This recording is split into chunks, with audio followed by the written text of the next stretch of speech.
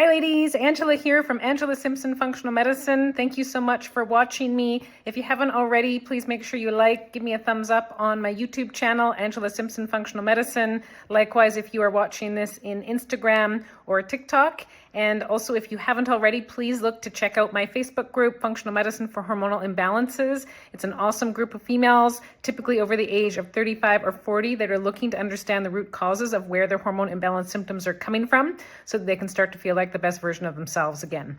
And speaking of that, I want to talk today about something that is so common for women, and I want to talk about the root causes and how you can get yourself feeling better in regards to the symptom of fatigue. So many women, especially as they get into their 40s, 50s, and beyond, notice that their energy levels are not what they used to be. Most women equate this to the aging process. They think it's just part of life.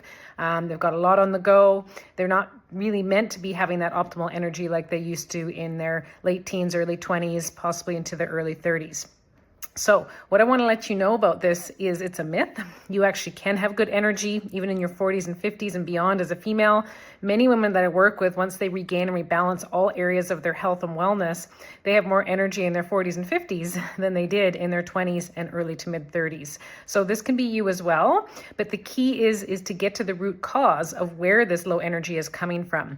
Now, in this information era, many women are, they're AIing it, they're Googling it, they're what have you. They're looking at all different forms of information on the internet.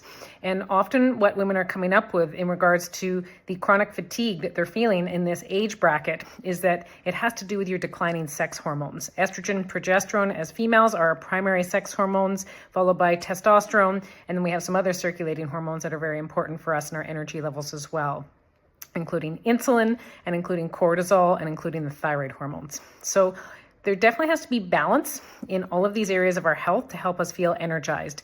But what many women don't understand is that it's not just about hormones to help you regain your energy. And 9 times out of 10, when I work with women, we're not adding or replacing hormones to get them to actually have improvements to their energy. What we're doing is we're breaking down the root causes of where this is coming from for each woman. And what I see are some common patterns. And I can see this because I take a very detailed history when I work with women, and we also run very detailed lab testing. So it actually is quite easy to discover which each unique individual's root cause really is for that chronic fatigue.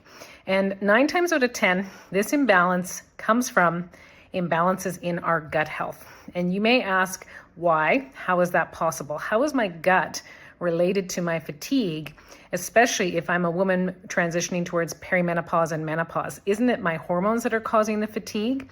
Many women would equate this, especially if you're still having a period and you're more fatigued and maybe even to the point of having debilitating fatigue leading up to your period. Many women will say that in the luteal phase of their cycle, if you're still having a cycle, which is that back half, the 2 to 2.5 weeks leading up to your period, if you still have a typical 28 to 30-day cycle, many women say this is when the fatigue kicks in. I don't feel nearly as fatigued in the front half of my cycle. It's the back half. So again, if this is you, listen up, because it's not just about your hormones. It has to do with other systems that aren't allowing your hormones to balance in this part of the cycle. And if you're not having a cycle anymore, if you are in menopause, definitely all of your hormone levels are going to be lower throughout the month. You're not going to have as much fluctuation as you did when you were having a period. But it's not, again, just about the low hormones that's causing the fatigue, even if you have more fatigue now in menopause than you did before. Both of these situations actually still involve your gut health. Now, why is that? Because some of the main root causes for that fatigue, especially as when our primary female sex hormone estrogen starts to decline, is that what happens is estrogen goes down, some other hormones in our body naturally creep up. So it's like there's this direct opposition with these different hormones in the body. So as estrogen goes down, and that is definitely the case for women, and it accelerates as you get into your 40s, 50s, and beyond, cortisol, our primary response to stress, goes up, and insulin, which is our primary blood sugar balancing hormone, also goes up. So These two things can create a lot of imbalance with how we're feeling with our energy. We can often have these blood sugar highs and dips if we're not eating properly in this time period of life, and if we don't actually know what that means for our body and how to customize a plan for eating properly for our unique concerns we're going to feel fatigued from having glucose, insulin imbalances, and possibly even big swings in blood sugars, and also potentially imbalances in cortisol. So again, if cortisol is gradually going up as our sex hormones, especially estrogen, goes down, this can definitely create a feeling of feeling more stressed, having more fight or flight. And very often women, when they are in a state of a little bit higher cortisol and more stress, they often won't have the best lifestyle strategies. They'll tend to crave more carbs, more sugars. They'll tend to eat more sometimes. They'll overeat because they're stressed. There is the extreme of undereating as well, but often there's an imbalance there either way. And often women aren't sleeping as well when they have this higher cortisol than they used to have because it's inflammatory. And then the other part of this is it impacts the gut. So if we have imbalanced blood sugars, we also are relying on our gut to help keep this in balance. So we actually need enough good microbes in our gut to help us break down our sugars and keep our blood sugars balanced. And if our blood sugars are more balanced in that perimenopause, menopause shift and beyond, so, again, really pay attention if you're a female in your 40s or early to mid 50s for sure, but also beyond, we need to make sure that our blood sugars are balanced to have balanced energy. Because what happens typically after we eat a meal, and this is normal and natural, is our blood sugars will rise a little bit.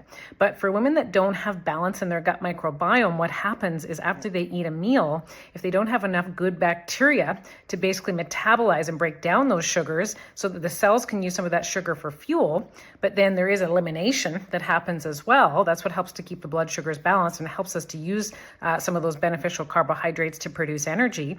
What can happen is if we don't have enough good bacteria in the gut, the blood sugars can just stay high and they can get higher and higher, especially depending on what we're doing from a lifestyle perspective with diet, exercise, amounts of sleep, and also stress management. So there's a lot to take into consideration here, but what I would say around energy, especially if you have debilitatingly low energy, may or may not be cycle specific, we need to basically pull the blanket and the layers of sheets off and look a little deeper under the surface and not just assume that it has to do with the aging process and the hormone levels lowering.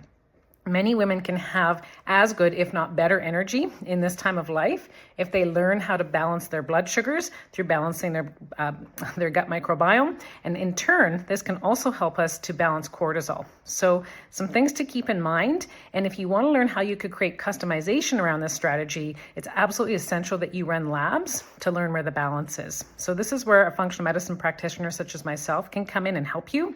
I make sure that we run the right labs to understand how to create a customized plan for you so that you can restore your energy and you can actually have it be better as you get older versus worse. And I see this all the time with women that I work with. They are reverse aging. They look younger, they feel more vibrant, and they just feel like they're able to take on their life in ways that they used to, or possibly even ways that they never thought were possible once they regain that energy. So I'd absolutely love this for you. If you do want to learn how to restore and regain your energy back by really getting to the root causes of where your energy imbalances, that debilitating fatigue is truly coming from, please feel free to reach out to me. You can go to my website, www.angelasimpsonfunctionalmedicine.ca, and I would be happy to book a complimentary consult to talk to you about your health and talk about if it may be a good fit for us to work together. Thank you so much. Talk to you soon. Bye.